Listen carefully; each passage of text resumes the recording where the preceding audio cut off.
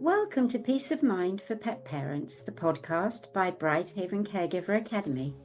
I'm Gail Pope. And I'm Karen Wylie. And together we're here to support you in navigating life with your aging or ill pets.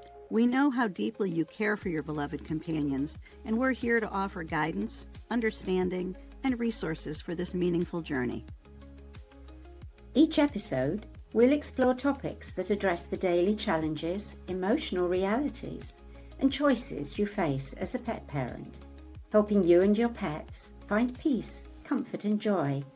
Whether it's making sense of a new diagnosis, adjusting to changing needs, or simply seeking a place to feel understood, you're not alone. Thank you for being here with us. Hello, and welcome to Peace of Mind for Pet Parents. I'm Karen Wylie, here with my friend Gail Pope.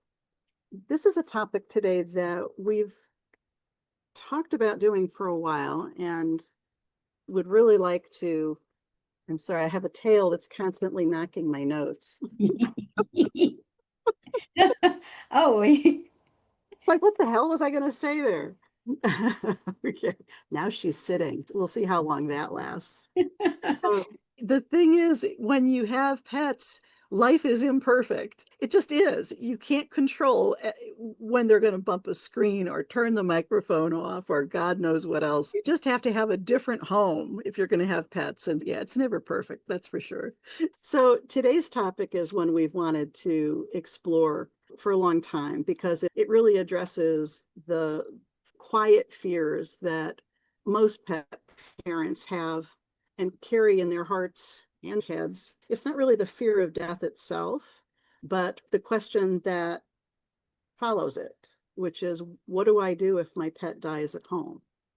So today we're going to explore and talk about some of the physical aspects of handling a pet's body after death. Of course, also talk about the emotional context for each of us when we're handling our pets' bodies and perhaps making decisions about their body and how we want to be with the body or honor it in an ongoing way. Gail, let's start out. Can we take a look at the different emotions that each of us has when our pet dies at home? Each of us, especially you with a sanctuary, you certainly had more animals to have these experiences with than the average pet parent. But I think there's just so many emotions you can have at that time. Part of it is shock, because even if you're prepared for it, your pet has been in the process of dying for a long time, you think that's going to keep going on forever, and then it doesn't. So there's still always an element of shock, even if the death is expected. yes, it's a moment in time, isn't it? It can go all the way from fear and shock to relief, to floods of tears, to almost like a cold, stone-like acceptance. And in the moment, you're frozen. It can happen in so many different ways. So I think the first and most important thing is for the person to be with themselves for a little while. I'm not suggesting they're not touching or being with the animal, but to just bring themselves back down to earth. For me, sometimes, happily, most often, our animals have been taking a slow trajectory to the end. When it comes, I'm not frozen inside, I'm relaxed, I'm with them, and they breathe their last. It's as though I'm breathing it with them, and I'm okay. There aren't floods of tears. Sometimes there are, sometimes they come a little later. I think we're all different, and it really is honoring our own selves and accepting this moment, because it can be really hard. If there's been a death that isn't the easiest thing in the world, a lot of deaths can be difficult. Then there can be anger, fear, regret. There's so many negative emotions that can hit. I think fear is one of the big ones there. It's a fear that isn't fearful of something about to happen. It's that same reaction of, oh my God, that was awful. Luckily, that doesn't happen very often, but for a person who's not used to seeing death, Right. isn't used to how the body moves during death. And this is humans as well as animals. Sometimes a human will be like on TV and they'll just take a breath and they're gone. Other times it will be more difficult. And so Right. it's the same with animals.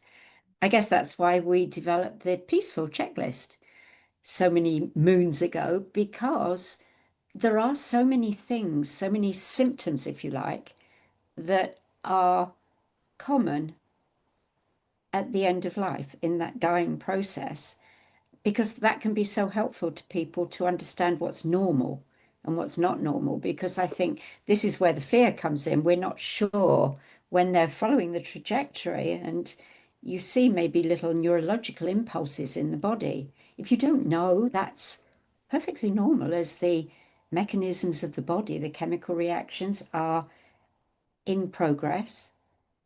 That's normal. So once you accept what is or can be normal, then when you see it, it's almost like, okay, yes, got that, knew that.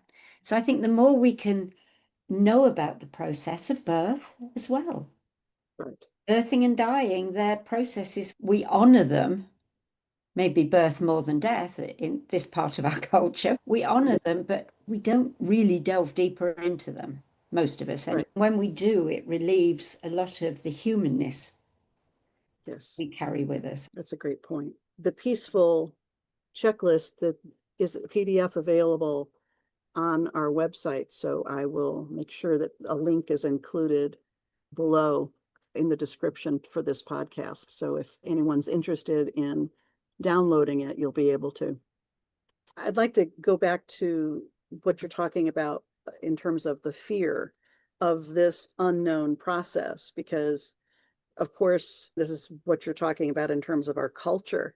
The handling death and handling our loved ones' bodies after death is something that we've been outsourcing for years. It isn't how it used to be for humans or for pets. Now, of course, if there is a fear of death or that not knowing of what to do, well, then euthanasia is the choice. I think for those who are fearful, euthanasia is almost an automatic choice. Then there are other people who don't know that allowing a natural transition at home is even an option. Oh, yes, that's happened to me quite often when it's come up in perhaps in conversation towards the end of life. Somebody has said, what do you mean? I didn't even know that it was legal. Again, with humans who die at home in bed, a lot of people think, oh, how much time do I have before I have to call the Right, hospital? What do I do? So it really is hard. The subject is a real learning experience. I guess I'm lucky in some ways and not in others that I've learned it over a lot of time. right, But I remember how lost and alone I felt in the early days of having an animal die at home and not knowing quite what to do. Having that old-fashioned upbringing of, oh, I'm so scared. And I didn't even know what I was scared of. Did I think there was a ghost in the room now? Or I don't know. It's a fear that I grew up with, a fear yeah, of a dead body. That's something I had to learn to honor it right, as the house that my loved one lived in. When you turn it, or when I turned it to that understanding, of course I'm going to honor this body. The word right, dead isn't important. This is the house that they lived in, and I want it to look nice. I want to celebrate it. right, I want to celebrate them too, but they're not living in this house now. I really want to honor them by doing this. right. And honoring them at home in such a variety of ways, which we'll continue to talk about, allows people to grieve differently and longer than euthanasia at home, perhaps with a mobile vet who also will then take the body with them when they leave. Although the opportunity to choose a home euthanasia is a wonderful option for people who want it for situations where that's the right thing to do, everything is condensed together where the vet arrives, there's the euthanasia itself, although the vets are allowing some time for the pet parents to grieve about the reality that their pet who was alive 10 minutes ago is now gone. They generally are going to leave within 20 to 30 minutes after the euthanasia, and they'll be taking the body with them. When I think of euthanasia, whether at home or certainly at the clinic, there are so many reasons why euthanasia is chosen and is a good and helpful thing to have. Cremation for people who live in apartments, for example, and don't have a yard to bury their pet, or a cemetery could be very far away. Cremation is sometimes the only option available for people, but the time is compressed. You don't have the same amount of time to grieve and spend time just being with your pet's body, with the house that they lived in. That's where taking the time to understand the options you do have if you want to have a wake for your pet at home, just like people used to do with their loved ones at home. Now, of course, we outsource it to the funeral homes, but your loved one could stay at home for various periods of time. We won't go down the human road too long and talk about the cultural issues, but for our pets, let's talk a little bit about how much time we have with our pet's body, because I think that's almost the number one question that people have. First, are they allowed to keep their pet at home? Then I know we've talked to clients who say that when they called a crematorium to ask, how long can I keep my pet at home? They say just a few hours. You've got to get them here right away. That is not actually true. So can you walk us through the time frames and options that most pet parents have if they want to consider them? I don't know that there is a time frame. I think that it's up to us, it's up to setting our own honoring schedule, if you like. When an animal's died, whether they're at home, whether they're in the hospital, whether the veterinarian is at your home, I think the first thing that I found is that people don't understand sometimes that if they want to keep the animal to honor them for a few days or however long, or even a few hours, that's okay. They can say to the vet, thank you so much. These days, at home veterinarians do such a wonderful job. They bring ceremony and honoring into the process. People don't understand at that point, they can accept that and say, well, now I'm going to keep him for a day or two. I let you know when I would like to bring him in or when he gets collected, because then you're up against a deadline and that doesn't feel good. So I think being comfortable with the dead body is probably the first part. Then just thinking about what feels right or appropriate to you.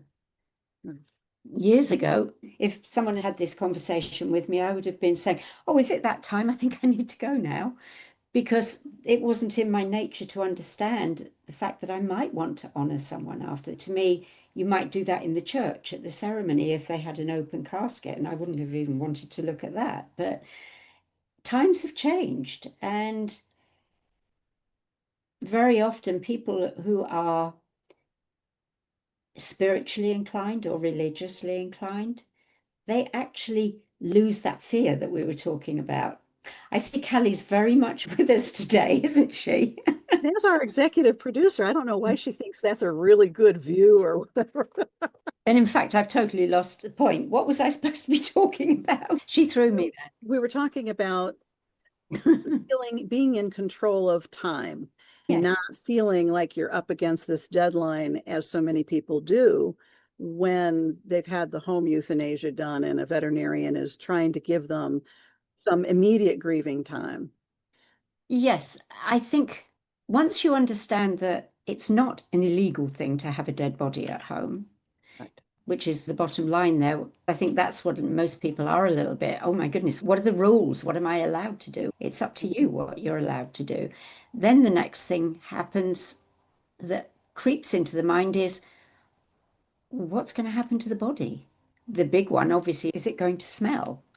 What about rigor mortis? What exactly is that? And what's involved. They're big topics. They're important topics because as Mother Nature, who is to me always the other doctor in the room, Mother Nature is still following her process of dying when biological death steps in. So organs are still closing down, and there are still processes, chemical processes going on in the body. At some point, there may be smell.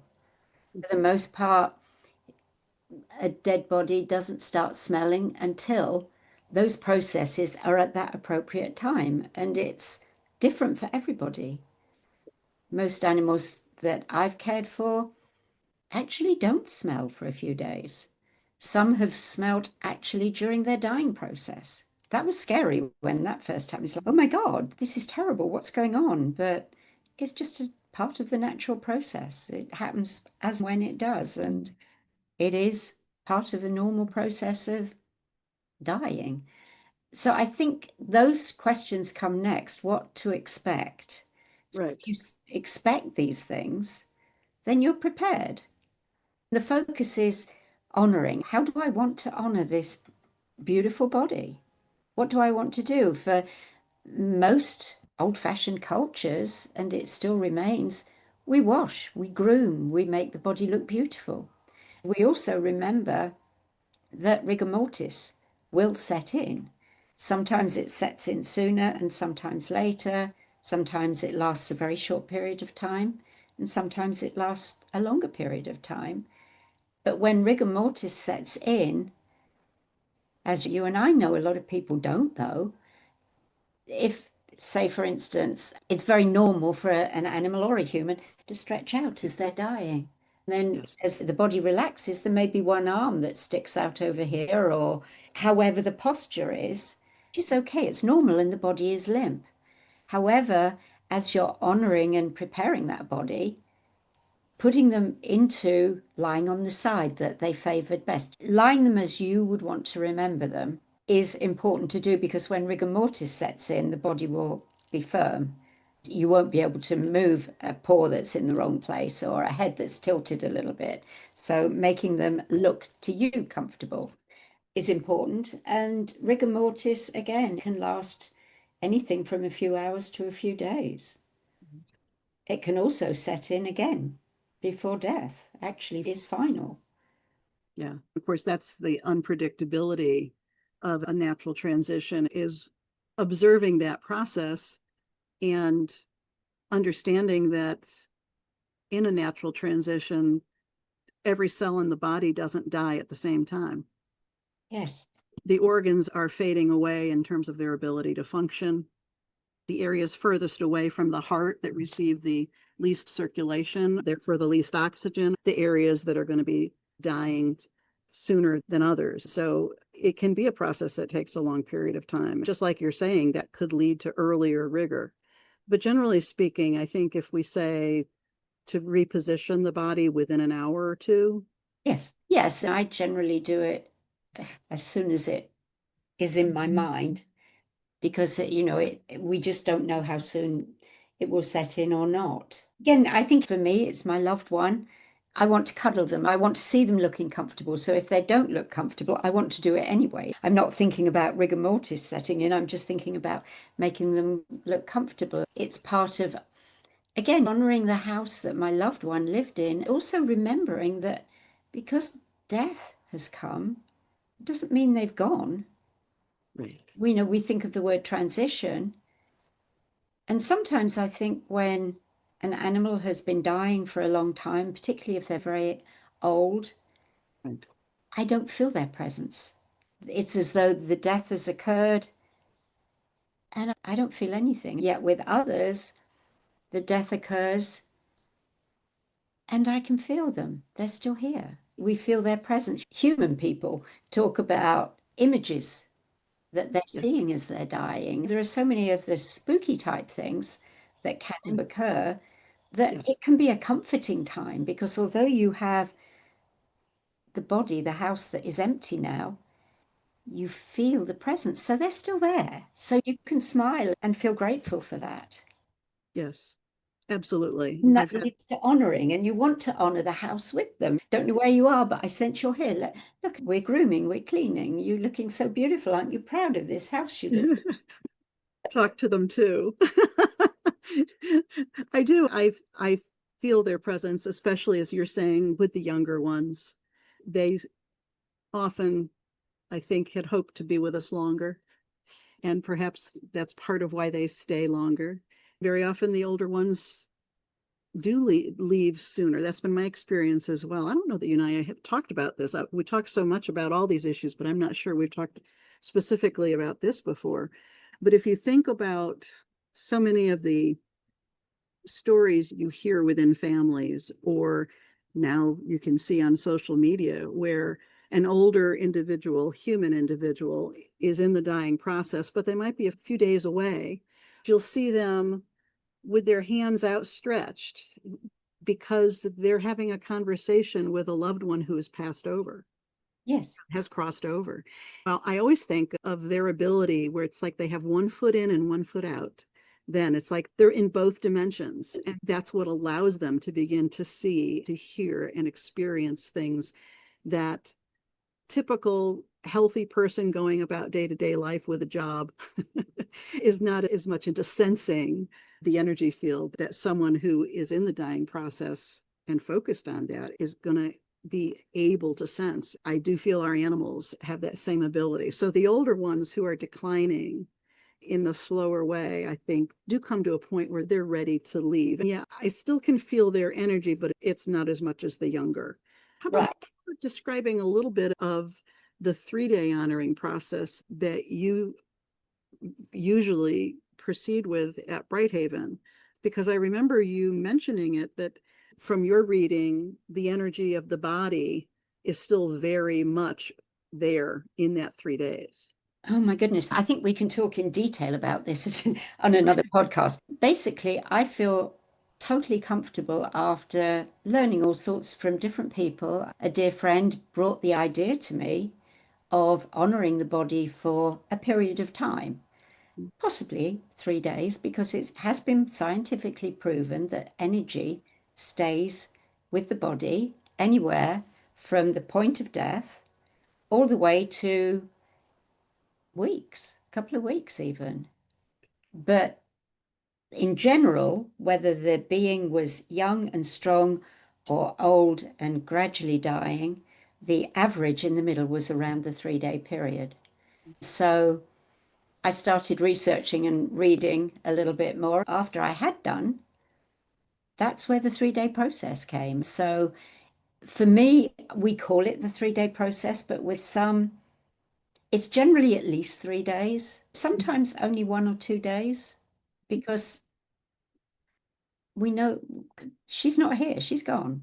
It's about us and when we're comfortable. So that will dictate how we do it. But for most, it's 3 days, and sometimes we will keep a body even longer because it just feels the right thing to do. When time comes, then we wrap them up.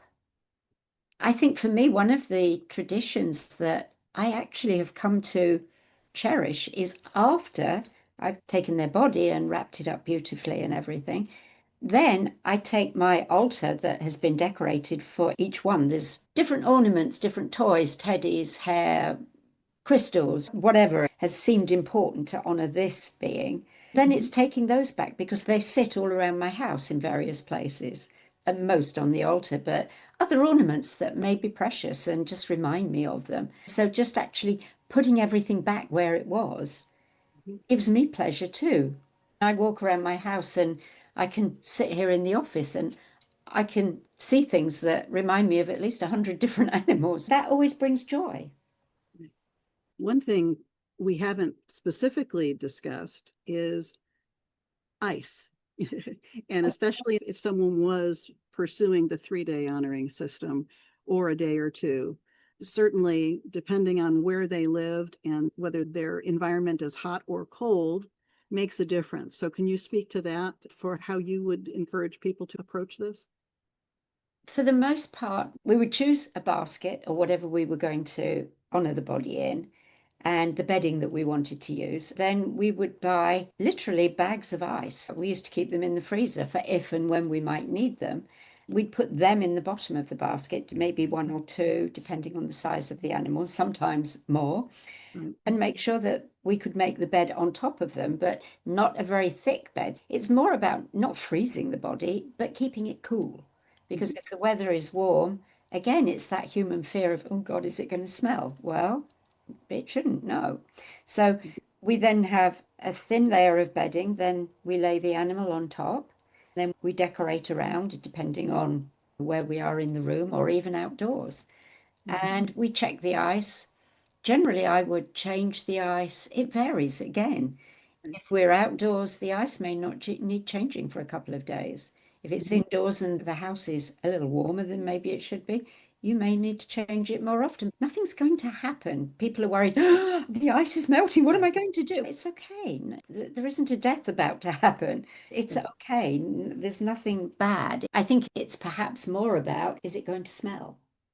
And if it does, that's a natural process. Right. That's a natural process anyway. You can spray essential oils, you can use all sorts of different things if you feel the need. But I think your point is that if people are going to have their pet with them, let's say a day or more, they need to look at their climate, Yes, how warm or cool they keep their home, and be aware that a couple packs of ice underneath can prevent any of their fears of odor yes, or something else happening. So I think those are all great suggestions. As so many things, I know this is one we can talk about for a really long time, but one thing I wanted to bring up is when I choose to do this process, I'm generally not able to do the 3 days, but I aim for at least a day. But having your pet die at home allows the other pets in the family to cope better. They can interact with the body after the pet has died. They can confirm for themselves that their friend, their loved one, is no longer in that body. It doesn't typically happen where they just walk up one time and sniff the body and say, oh, yeah, they're gone. At least that doesn't happen at my house. As I've told you, I think my Aussies in particular, because they're used to being bossy, they use their heads and noses a lot, as they would if they were herding sheep. With a beloved member of the family, they will go over and use their noses to try to nudge them and get them to move. It's a very active process for several hours. I do have to watch for that, but I also allow for that because they understand what has happened and they may need a few hours to deal with it. Others will know right away, but I found a lot of them just need a few hours themselves to be with the pet's body in various ways. And then they are able to grieve more effectively. I yes, would, I think it's important when we set up our honoring, it's generally on a table or on a something, but I always start off at floor level so that the other animals have an easy way of just stopping by to say hi if they want to. Some do and some don't. Some aren't interested in the body. Yet I know they were very close perhaps to that animal in life. I can sense that they know this is the house, right. that she's not there. Sometimes they'll sit and just be almost meditating. And it's not about the body because I think they've already moved on with the one that's gone. So I do see that if the animal had a particular bed that was like their favorite place, the other animals tend to honor it and not use that bed. So generally, I would leave it down for a while so that they could walk around it, but then maybe launder it and put it in a different part of the house, and then they would all go to it. That was okay. Yes. They're so aware of each other's belongings or accessories or favorite things.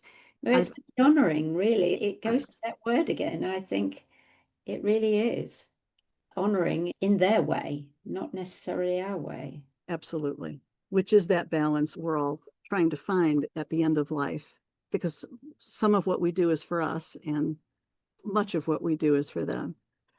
that also begs something we've talked about a lot before, which is that for the most part, I've seen in the last 30, 40 years that animals grieve with the pet before the death. So afterwards, they can enter into the honoring period and not mourn. Some do. You do see some who literally are head down in sorrow afterwards, especially if it's been a fast death. But they have this level of acceptance because they have grieved. That's what I was taught by animals. We talked about that, I think, in one of our most recent podcasts, how that happened. And as I look back, I think I was very honored to have learned that process because it does allow me to celebrate and honor the life with the being after their death. I could never have done that in the past. Wow. And with every member of the family, furry or four-legged or two-legged. Sometimes when we're talking about these concepts, I laugh, and it's not a nervous laugh. It's just that there are aspects of the dying process or the after death process that I have really wonderful memories of. So I can smile and I can laugh about it, and I don't feel like I'm being disrespectful to anybody. But I guess it's possible to somebody else. It'd be like, how can she laugh about that? How can she smile about that? If you do follow some of the ways that you and I try to do with our pets during their transition, as their physical body dies and afterwards, I have great peace about that. So I have great memories when I'm able to handle things the way I want to handle them and give my babies the respect I think they deserve and share the time with my other pets so that everybody's getting comfortable with the new reality that we're going to be minus a member of the family. I think that feels good to me. So when I reflect on those situations, I do smile a lot about it because I feel good about how we handled it. I don't know that other people would have that same feeling, but I think you do when you reflect on. Yes, absolutely. Absolutely. I think, given our time frame here, we'll end our discussion here. Never a shortage of stories to tell and things to consider in making decisions about our pets. We did talk earlier about the peaceful checklist to become more aware of the things that a pet does and a pet's body does in the dying process. So that PDF is available on the brightpathforpets.com website, and we'll include a link to it underneath the description to this episode. I hope that even though this topic is not an easy one to consider and think about, those of you who've been with us now and listening to some of these comments and want to allow a peaceful death for your pet at home, that you've received a little bit of guidance and perhaps some reassurance about the time available to you and what you can do and what you can begin to think about. I guess the bottom line is each of us are very capable of managing this process for ourselves and our pets. You love them. You are not alone. When the time comes, whether it's now or someday in the future, I hope you'll remember some of the things we talked about today. You have everything you need inside of you to handle these kinds of situations. I hope that if you do provide time with your pet at home after he or she has died, that it gives you a sense of peace. I know that following these kinds of processes helps me, and as Gail is saying, it's helped her a lot in coming to terms with our losses. Until next time, I'm Karen Wylie with Gail Pope, and as always, we thank you for being with us. Thank you now. Bye-bye. We certainly do. Thank you so much. Until next time. Thank you for joining us on Peace of Mind for Pet Parents. We hope today's episode has offered you support and insight as you care for your aging or ill pets. Remember, it's not just about the end, it's about living well at every stage of life. To continue your journey with us, explore more resources at Brighthaven Caregiver Academy's website, brightpathforpets.com, where you'll find guides, assessments, and a caring community of pet parents like you. Until next time, may you and your pets find comfort, connection, and peace in every moment. Take care.